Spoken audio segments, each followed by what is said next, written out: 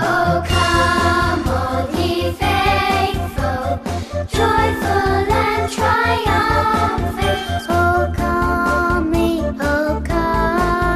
to Bethlehem. Come and behold him, born the King of angels. Oh, come let us adore him. Oh, come let us adore him. Oh, come let us adore him, Christ the Lord. Well, here we are. It's Christmas Day, and I've got Poppy. How you doing, Poppy? Have you had a lovely Christmas? Yeah, it's been great. Had a lovely dinner. Yeah? Great, yeah. Are you feeling very fat? Yes. Did you have lovely Christmas presents? I did. They were all very nice. I'm very grateful. Yeah. Now, tomorrow's Boxing Day, and it's a very special day. Yes. What is it? It's my birthday. It's your birthday? Yeah. Yeah, and how old are you? I'm going to be 16. No, I thought you were 26. No, I'm only joking. 16. And you was born on the day of something happened, didn't it? Yeah, it's a tsunami. Yes. Yeah, the tsunami. That was a special sign. Yeah, your Very dad's. eventful. Yeah, your dad's. Yes. It says beware of the tsunami. Yeah. So how you getting on at school? Yeah, it's been good. It's a bit stressful, Yeah. but doing all right. Yeah. Right, well, have a lovely birthday tomorrow. I hope you have a really nice one.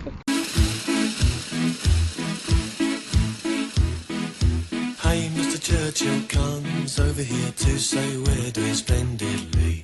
But it's very cold out here in the snow, marching to and from the enemy. Oh, I say it's tough, I have had enough. Can you stop the cavalry?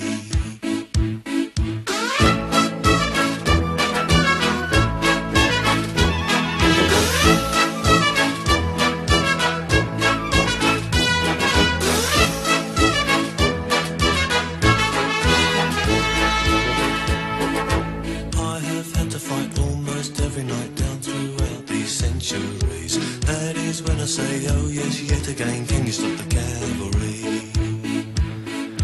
Mary Bradley waits at home in the nuclear fallout zone. Wish I could be dancing now in the arms of the girl I love. Dum-ba-dum-ba-dum-dum, dum-ba-dum-ba-dum, dum-ba-dum-dum, dum-ba-dum-dum, dum-ba-dum-ba-dum, dum-ba-dum-ba-dum, dum-ba-dum-dum, dum-ba-dum-dum. Wish I was at home for Christmas.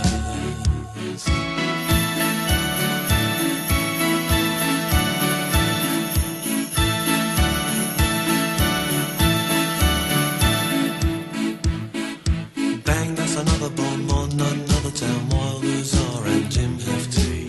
If I get home, lift up till the tail. I'll run for all presidencies. If I get elected, I'll stop. I will stop the cavalry.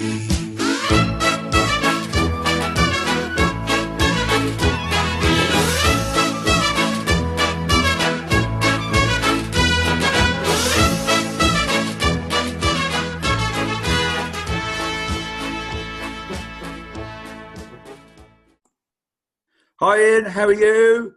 Merry Christmas to you. Merry Christmas to you, Bernie. Yeah, how's your Christmas been so far? Yeah, it's lovely, but it's obviously a bit different this year, isn't it? Yeah. As it is for everyone. Special. We got to make it special, haven't we? This day, it's got to be. I know. So my mum's on her own, so I've been round to see her, to give her a Christmas dinner. And then I'm back home to see the in-laws. So. Oh, wow. Busy timetable. Thanks for sparing a few minutes with us. That's all right. So do you cook on Christmas Day? I would say I'm more of chef's helper than chief chef, if you know what I mean.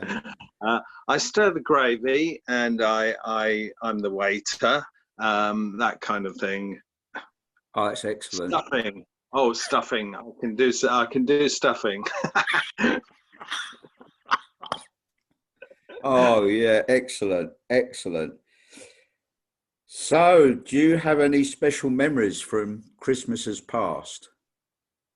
Um, yeah, I think so. I mean, Christmas for me is always about the kind of the positive feelings and the kind of goodwill to all men vibe, which is lovely, and of course children. So when my daughter was small, those were very special, as I'm sure they're for anybody who has young children.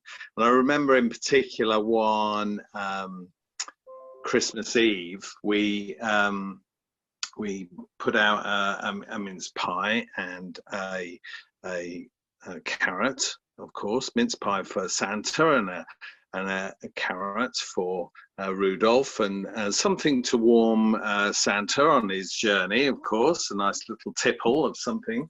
And my daughter, who must have been about 4 at the time, said to me, I think Santa would like a chocolate off the Christmas tree. I said, well, that would be really nice. Which one do you think he would like? And so she pointed to one that was like a robin, wrapped up like a robin. And I said, okay, well, we'll let him know that, he can take the robin from the Christmas tree. And anyway, it comes for Christmas morning and we come downstairs and there's a big pile of presents and my daughter goes straight over to the tree and sure enough, the robin has been eaten. And she was like, how did he know? How did he know? And I said, well, it's just magic, isn't it? Oh, that's lovely. How is your daughter, by the way? I remember she went to university. Yeah, she's very well, thank you. So what's she doing now? So she's living and working in London, and she's been able to come home just for obviously a couple of days. So it's lovely to see her before she goes back into lockdown conditions in London. Oh, what work is she doing now, Ian? She's working in events, so she arranges events for a large firm of solicitors, so kind of professional seminars and things like that. That's terrific. Yeah. Does she enjoy it? Yeah, she's doing very well and she does enjoy it, so that's good. But like everyone else, I think this year it's kind of changed everyone's kind of working life, and we're just thankful that, she's managed to carry on working, even though most of it's from home and not quite, what she was hoping it would be. But everyone's made it up. Yeah.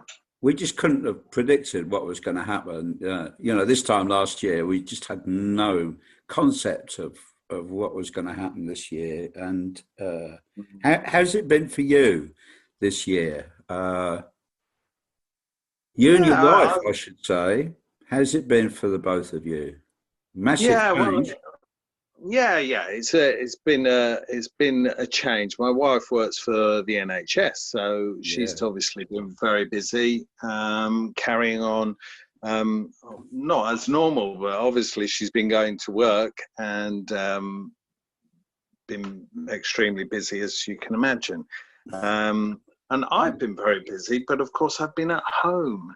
But I've been, grateful for that, really, because other people have had such a tough time and are still having such a tough time. And, your heart goes out to them, doesn't it? Especially at this time of year. Yeah. We had an ex-colleague who passed away. Yes.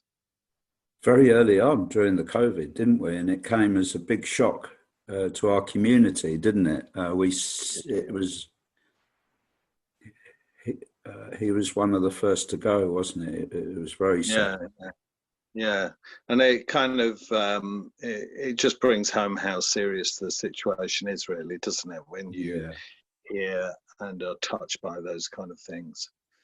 Yeah. And you've had your legs taken away from you because you haven't been able to do your pub gigs because with the Herts. And that's been I mean, you do it for fun, really, and I had one of my first colleagues in probation used to play jazz.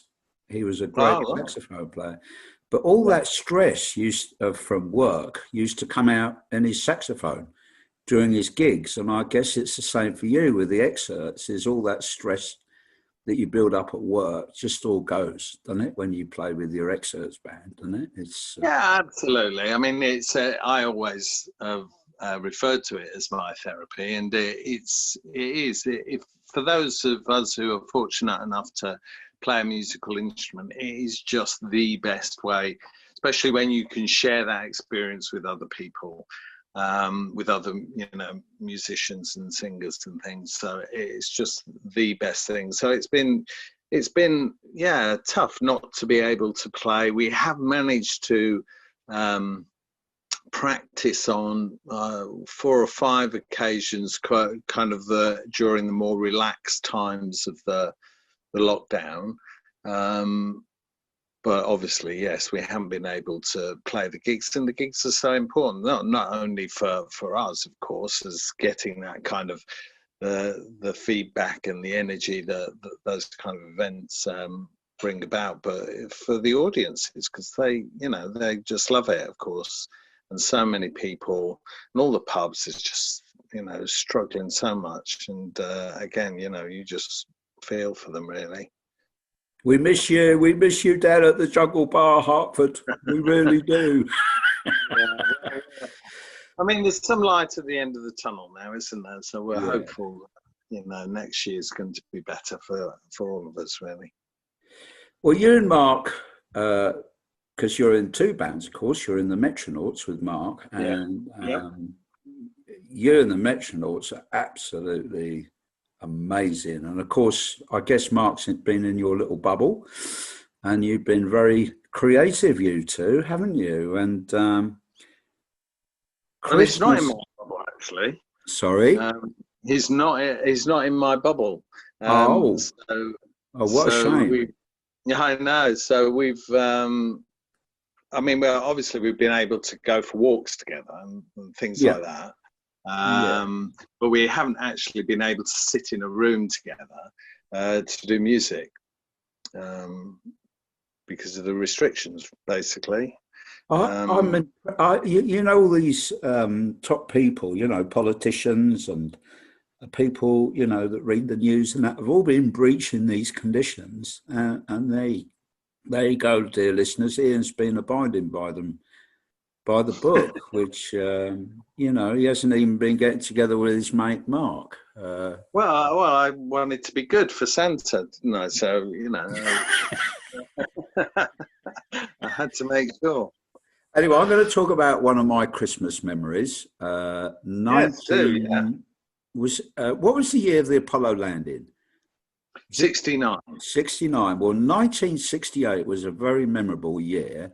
And at Christmas 1968, there was an Apollo mission. You'll probably know the number. I don't remember it. But it actually flew over the moon. And we actually saw the moon on Christmas Day. It was broadcast to us by NASA.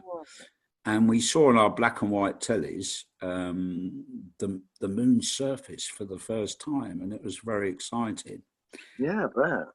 And you and Mark did this wonderful tune. You did a series of music. I mean, how much did you do to commemorate the landing on the moon? How many tracks did you do? I think it's about 20 tracks. It's basically a double album in old money, for those who remember vinyl records. It would have been a double album. Which is fantastic. And it's been a big hit on Spotify. So our 2 local hits have done really well. How many hits have you had? Do you know? In total, all the tracks is something like 300,000. Wow. Individual tracks are kind of 20, 30,000, I think. But yeah, it's amazing. And I guess, we do it for fun again. It's always been a hobby of ours, and we just thought we'd put together some music to commemorate the 50th anniversary, as it was last year, of the Apollo landings, and it just seemed to, a few of the local radio stations like yourselves kind of were interested in it, so there's been some local interest. But of course, the wonderful thing about the internet is that it's worldwide, and we've been having, people listen to it in Buenos Aires, in Sydney, in California. California radio has been playing it. It's just been like blown our minds, really, because it wasn't expected at all. So, but, really exciting as well. Well, can I say on behalf of the listeners how proud we are of you too? You and Mark, your old childhood friends. And so we're going to play the Descent track right now, which is the one to commemorate the actual landing. And I'm going to play it right now. And it was, of course, I remember you telling me, a very tense time, a very stressful time for them. But here we go, without much ado, Descent.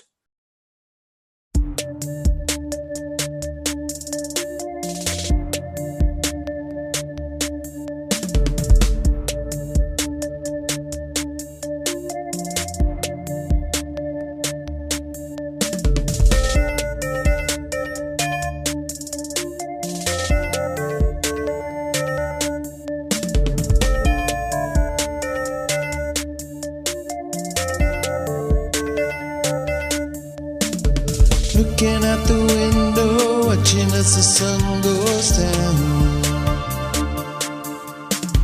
Think about the words that mean they cannot turn around. Flying all alone where silence is the only sound. Entering the darkness where my thoughts can now be found. Hold your nerve, flying down below the dead man's breathe bated breath, balance out, hanging by your thread. Looking at the screen, I'm watching as the craft goes down. Waiting for a sound to tell us that they're on the ground.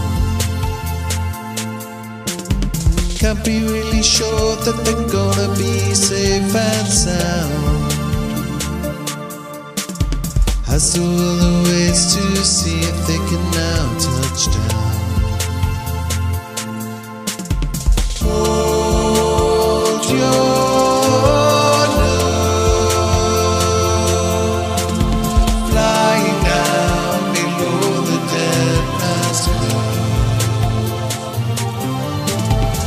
breathe bated breath,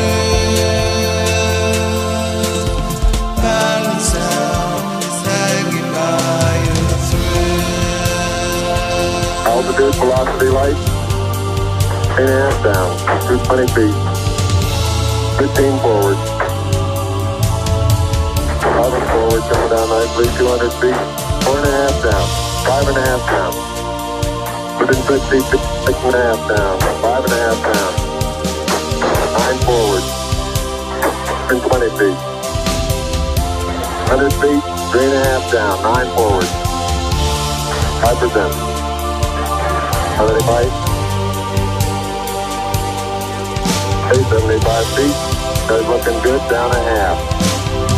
6 forward.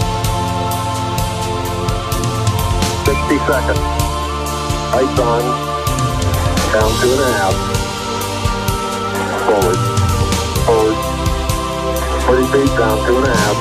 Picking up some dust. 30 feet. 2.5 down. Big shadow. 4 forward. 4 forward. Drift into the right level. Down a half. 30 seconds. Forward drift. Contact light. Okay, engine stop. Houston, Tranquility Base here. The Eagle has landed. Roger, Tranquility. We copy you on the ground. You got a bunch of guys about to turn blue. We're breathing again. Thanks a lot.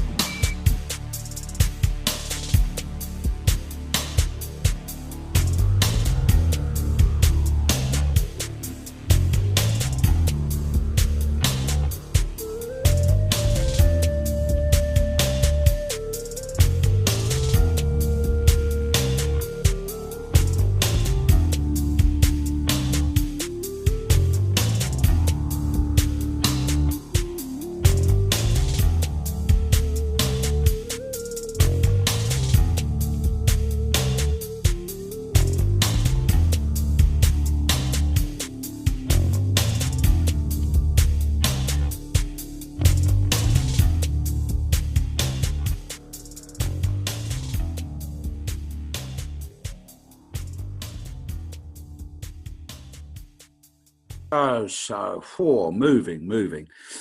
Thank you. So you and Mark somehow have collaborated to bring out a new, very special tune, which I'm one of the first to hear it, I think.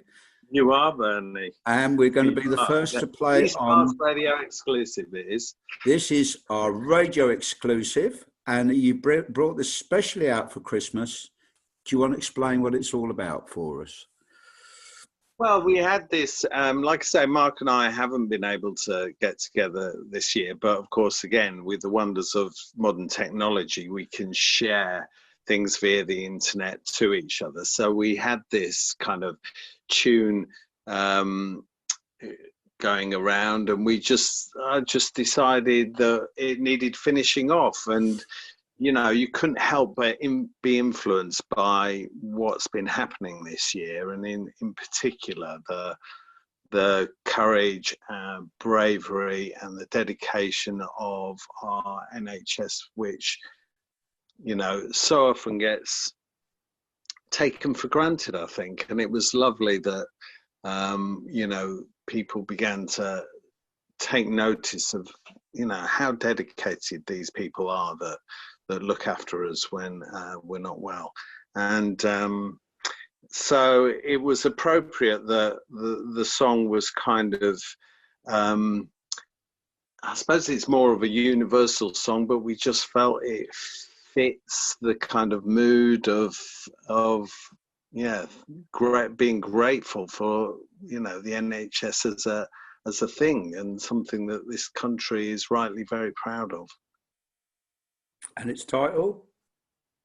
Its title is Save the Day. Now, dear listeners, I had a preview. I've listened to it a couple of times, 2 or 3 times. I absolutely love it. So much so that when it came to the end, I wanted it to carry on. I wanted it to be a longer track.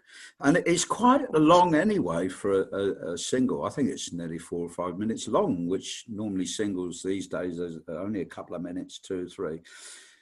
But I actually loved it so much, I wanted it to carry on. I think it's super. Leave the audience wanting more, Bernie. Always leave the audience wanting more. Yeah, that's what girls say.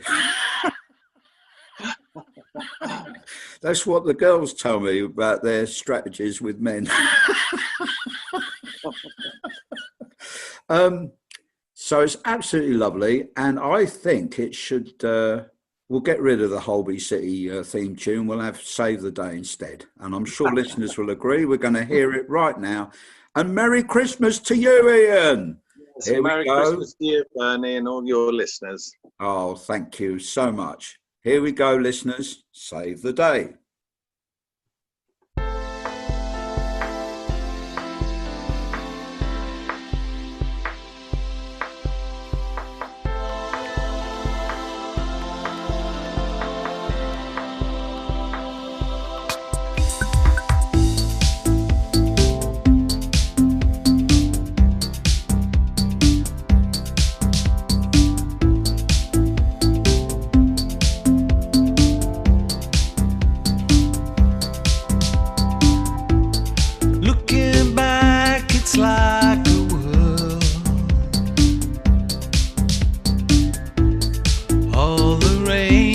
the sun apart.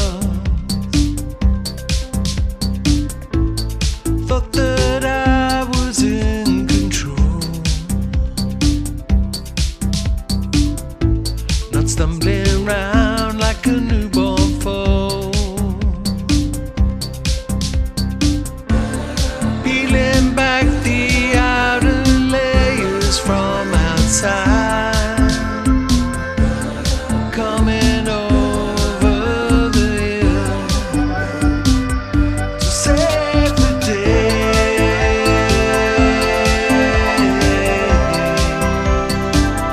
To save the day.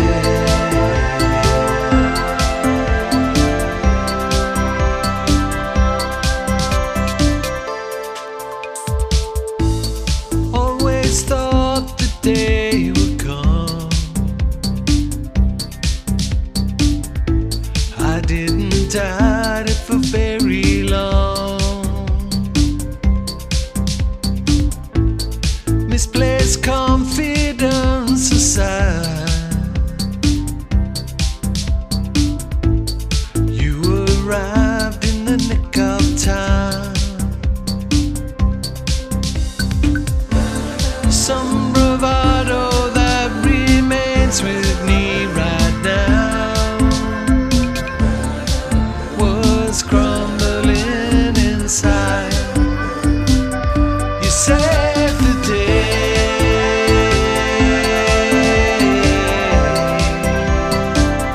You saved the day.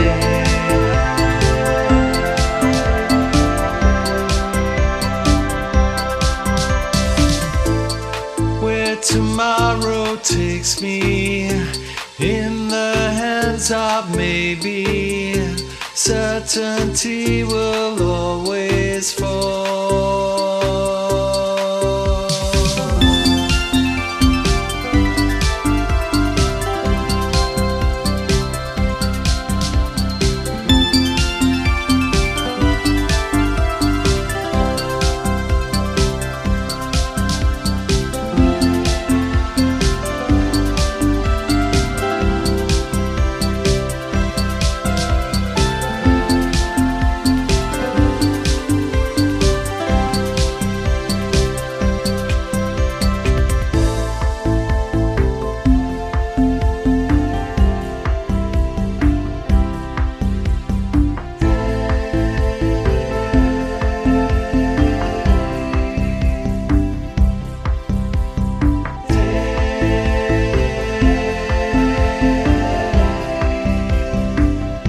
You saved the day.